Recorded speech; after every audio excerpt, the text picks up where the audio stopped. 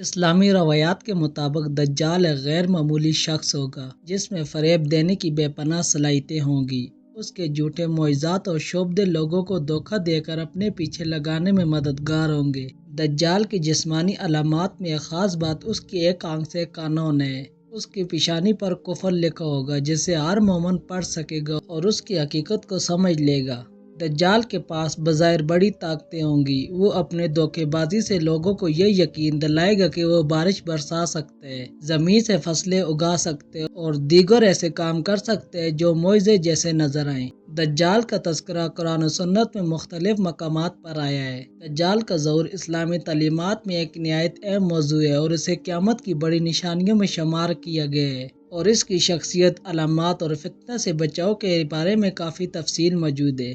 دجال کو ایک جھوٹا مسیح اور فتنے کی علامات قرار دیا گیا ہے۔ لفظ دجال، جس کا مطلب دھوکہ دینا اور جھوٹ بولنا ہے، دجال کو المسیح الدجال کہا گیا ہے جو کہ جھوٹے مسیح کے معنی میں آتا ہے۔ دجال کا اصل مقصد لوگوں کو اللہ سے گمراہ کر کے اپنی طرف مائل کرنا ہوگا۔ وہ اپنی طاقتوں کے ذریعے لوگوں کو یقین دلانے کی کوشش کرے گا کہ وہ خدائی صفات رکھتے ہیں اور اس طرح ایمان والے افراد کو آزمائش میں ڈالے گا۔ دجال دنیا کے مختلف علاقوں میں جائے گا اور اپنے فتنے کو پھیلائے گا۔ احادیث کے مطابق وہ شام اور عراق کے درمیان سے نکلے گا اور پوری دنیا میں فساد برپا کرنے کی کوشش کرے گا۔ دجال کو سب سے بڑے فتنے کے طور پر جانا جاتا ہے۔ وہ اللہ کی خدائی کا دعویٰ کرے گا اور لوگوں کو گمراہ کرے گا، جس سے یہ آزمائش دنیا کی سب سے بڑی آزمائش بن جائے گی۔ دجال کے فتنے کے دور میں ایمان والوں کے لیے بڑی آزمائش ہوگی۔ وہ لوگ جو کمزور ایمان والے ہوگے اس کے دھوکے بازی اور جھوٹے معجزات دیکھ کر اس کے پیچھے لگ سکتے ہیں۔ دجال کے دور کے بارے میں احادیث میں بتایا گیا ہے کہ اس کا قیام 40 دنوں کا ہوگا۔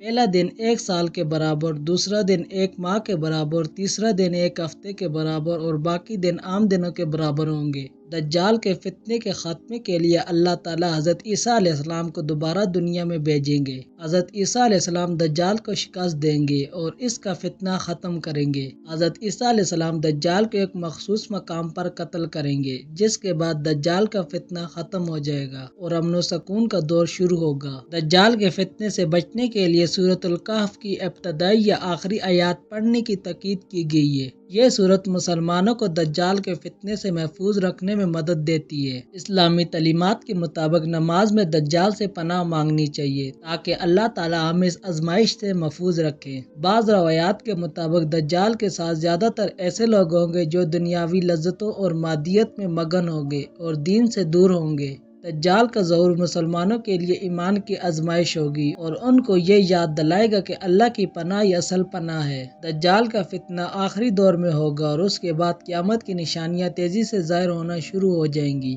دجال کا فتنہ جتنا بھی بڑا ہو، اس کا انجام تباہی ہوگا۔ حضرت عیسیٰ علیہ السلام کے ہاتھوں اس کا خاتمہ ہوگا، جو اس بات کا ثبوت ہے کہ ہر ظلم اور فتنے کا اختتام ہوتا ہے۔ اسلام ہمیں ہر دور میں خبردار اور ہوشیار رہنے کی تلقین کرتے ہیں تاکہ ہم ہر فتنے سے بچ کر اللہ کے قریب رہ سکیں۔